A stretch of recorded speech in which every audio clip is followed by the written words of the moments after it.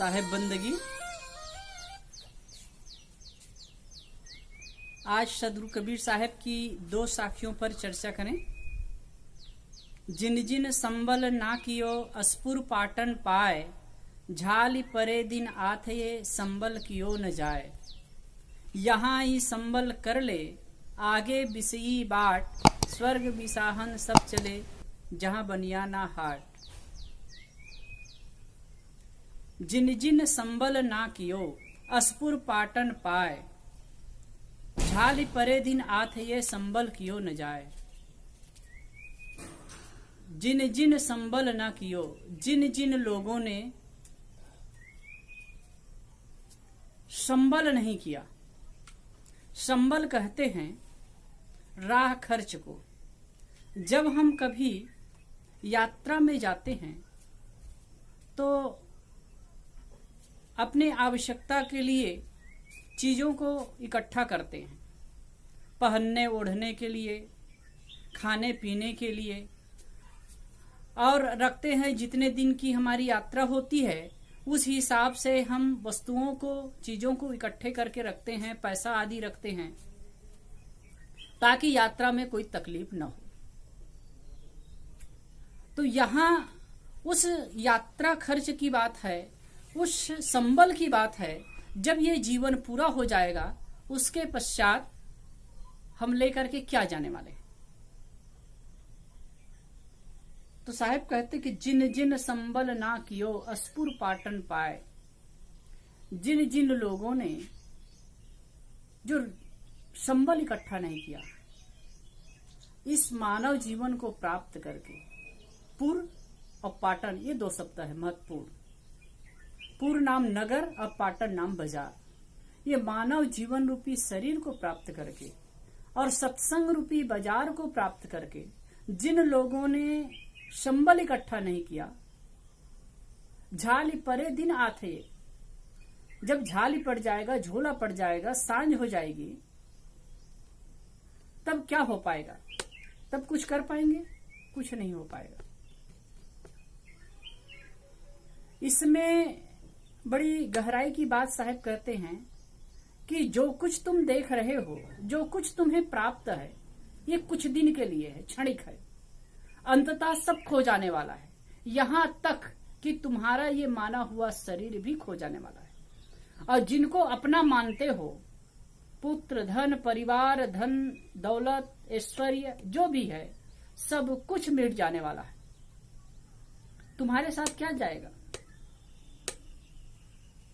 वही कहते हैं कि खाली हाथ आए और खाली हाथ जाना है। मुट्ठी बांध के आए, संगी हाथ पसारे जाना है। मुट्ठी बांध कर बच्चा आता है तो भी खाली ही आता है, कुछ लेके नहीं आता है। और यहां से जाता है तो भी कुछ लेकर के नहीं जाता है।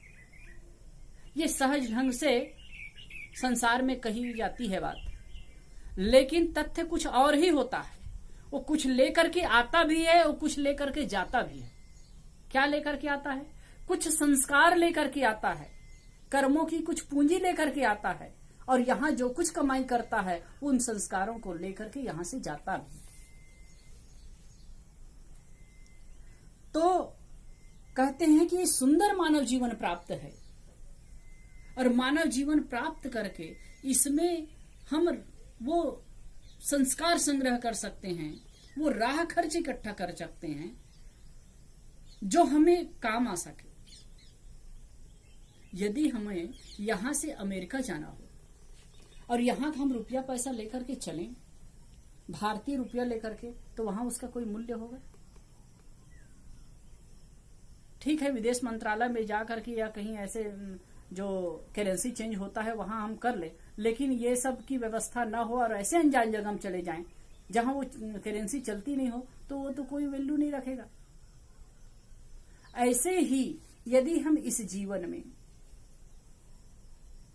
यहां के धन दौलत के प्रति मोह ममता इकट्ठा करेंगे तो उसका कोई वैल्यू नहीं होने वाला है। जो हम यहां शुभ संस्कार इकट्ठा करते हैं, ये बात कह रहे हैं साहब कि ये सुंदर मानव जीवन प्राप्त है, ये सुंदर अवसर प्राप्त है। और दूसरी बात है सत्संग रूपी बाजार है। मानव जीवन और सत्संग रूपी बाजार प्राप्त करके तुम अपने जीवन में अच्छे संस्कार इकट्ठे कर लो, अपने जीवन को बना लो। कहते हैं ना, ये जो मानव जीवन कर्म भूमि का है, इसमें कर्म बना करके हम उत्थान की ओर भी जा सकते हैं और पतन की ओर भी जा सकते हैं। यदि अच्छे संस्कार हम संग्रहित कर लिए तो फिर हमारे जीवन में सुख और शांति इस जीवन में तो होगा ही, आगे का भाव भी हमारा सुखमय और शांतिमय होगा। तो यही बात कह रहे हैं कि जिन जिन संबल ना कियो अस्पुर पाटन पाए, झाली परे दिन आथ ये संबल कियो न जाए। जिन जिन लोगों ने ये सुंदर मानव जीवन प्राप्त करके और सत्संग रूपी बाजार प्राप्त करके संबल नहीं किया, तो झाली परे दिन आते अंत समय में, बुढ़ापा की अवस्था में क्या कर पाए। कुछ लोग कहते हैं कि भाई अभी से क्या करना भाई, ये धर्म कर्म तो बुढ़ापे की बात है। लेकिन अद्भुत लगता है कभी कभी, सारा उपक्रम जवानी में करते हैं। घर बनाना हो तो जवानी में, गृहस्थी बसाना हो तो जवानी में, धन दौलत इकट्ठा कर लो तो जवानी में, लड़ना झगड़ना हो तो जवानी में, सारा संसार का काम करना हो तो जवानी में। बस एक काम ऐसा है जो सत्कर्म का काम, धर्म और सत्संग का काम, उसके लिए कहते हैं वो बुढ़ापा की बात है। लेकिन कल क्या होगा किसने जाना है। इसलिए भर्तृहरि जी महाराज ने बहुत सुंदर कहा है, जौलो देह निरोग अरु जौलो न जरातन, तौलो निज कल्याण करण को यत्न विचारत, वह पंडित वह धीर वीर जो प्रथम संभारत। फिर होत कहाँ जब तब संयम नहीं बनत, भव काम उठ्यो जब भवन में, तब क्यों कर कूपही खनत। जब घर में आग लगी हो और हम कूप खनने जाएं तो क्या यह संभव है? क्या हम अपने घर को बचा पाएंगे? जो भी काम है, संसार का काम हम जवानी में करते हैं, मन इंद्रिया स्वस्थ रहती तब करते हैं, तो ये कल्याण का काम भी है। और ये जो राह खर्च की बात है, संबल की बात है, संबल इकट्ठा करना हो, सत्कर्मों का संबल इकट्ठा करना हो, वह भी जवानी में ही संभव है। जब तक तन मन इंद्रियां स्वस्थ हैं तभी तक ये सब किया जा सकता है, और इसके लिए हम स्वतंत्र हैं, कर सकते हैं। यह बात भी सच है कि जब जीवन है, भौतिक जीवन है, तो भौतिक जीवन के लिए भौतिक सामग्री की आवश्यकता है। घर परिवार है तो उनके प्रति कर्तव्य भी है, लेकिन साथ साथ में हम अपने कर्तव्यों का पालन करते करते अपने मानसिक शांति का, सत्कर्म का काम करें, सत्कर्म इकट्ठे करने का काम करें। यदि ये होगा तो हमारा मानव जीवन सफल होगा। फिर अगली साखी में फिर साहब कहते हैं, यहाँ ये संबल कर ले आगे बिसी बाट, सर्ग बिसाहन सब चले जहां बनियाना हाट। यहाँ ही संबल कर ले, यहाँ ही संबल कर ले, यहाँ ही तुम राह खर्चा इकट्ठा कर सकते हो, सत्कर्मों की पूंजी यही इकट्ठा कर सकते हो। आगे बिसी बाट, आगे तो इसी बाट है। यदि मानवेतर खानी में चले गए तो वहां कुछ नहीं होने वाला। एक बात समझना चाहिए, मनुष्य जीवन में समय भी है और समझ भी है। मनुष्य जीवन में समय भी है और समझ भी है, लेकिन अन्य प्राणियों में, अन्य खानियों में, अन्य योनियों में समय तो होता है लेकिन समझ नहीं होती है, जिसकी वजह से वो समय का सदुपयोग नहीं कर पाते हैं, वो जो सत्कर्मों का संचय नहीं कर पाते हैं। मानव जीवन में हम अपना काम कर सकते हैं और दूसरों का भी काम कर सकते हैं। ये जो मानव जीवन सुंदर प्राप्त है तो अपना तो निर्वाह करें ही, अपने लिए तो जिए ही, दूसरों के लिए भी जीना चाहिए। तन है तो तन से दूसरों की सेवा करना सीखना चाहिए। मन है तो मन से दूसरों के लिए शुभ विचारना चाहिए। धन है तो अपना स्वार्थ पूर्ति के पश्चात औरों की सेवा में भी उसे लगाना चाहिए। यदि हम ये तीन काम करते हैं, वचन है तो वचन से हम मीठा बोले।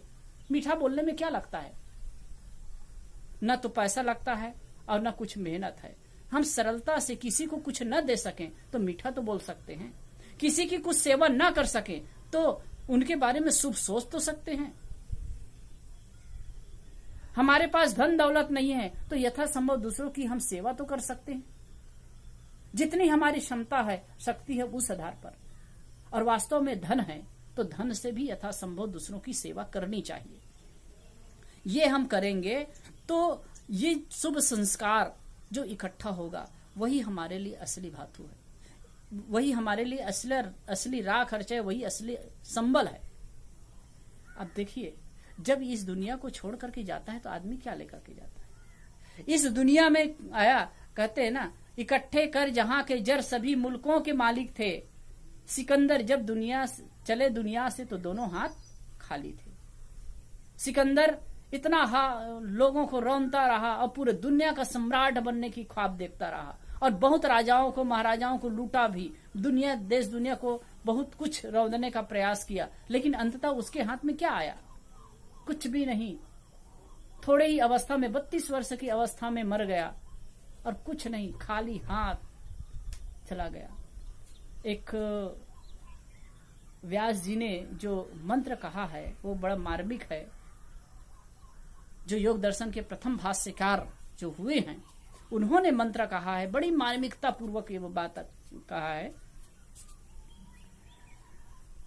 कि जैसे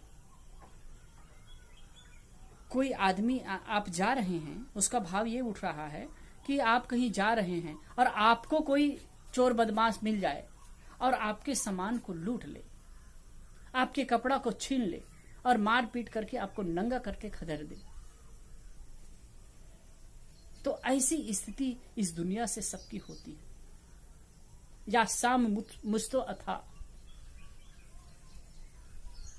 आदमी चिरकाल तक के संसार का सुख भोगता है, आनंद लेता है यहां और मौज करता है, लेकिन अंततः क्या करता है?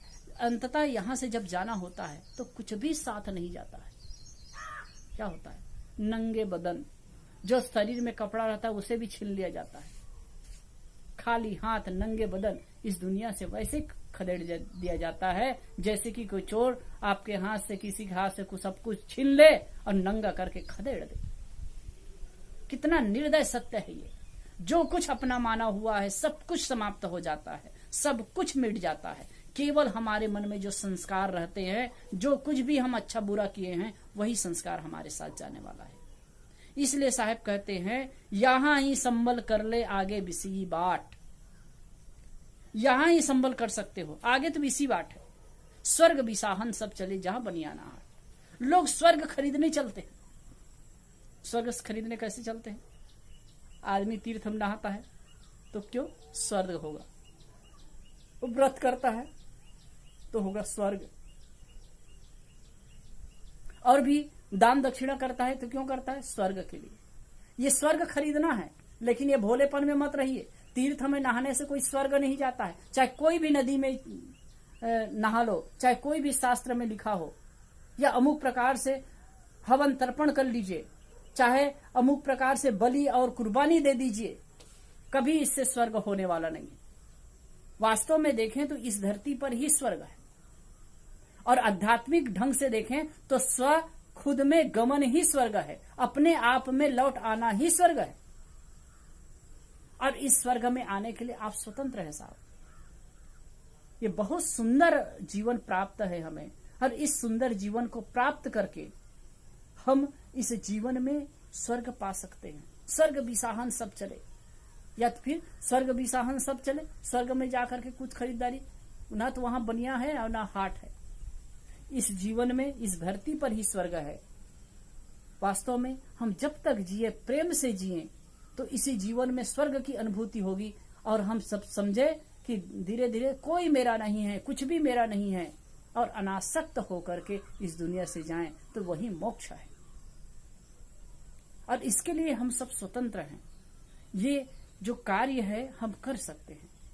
तो इन दो साखियों के माध्यम से सदगुरु कहते हैं कि जिन जिन संबल ना कियो अस्पुर पाटन पाए, झाल परे दिन आथ ये संबल कियो न जाए।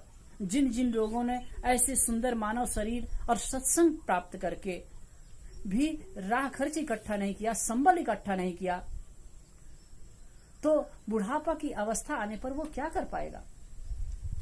और यहां ही संबल कर ले, उसी बात को जोर देकर कहते यहां ही संबल कर ले, यही इसी जीवन में तुम संबल प्राप्त कर सकते हो।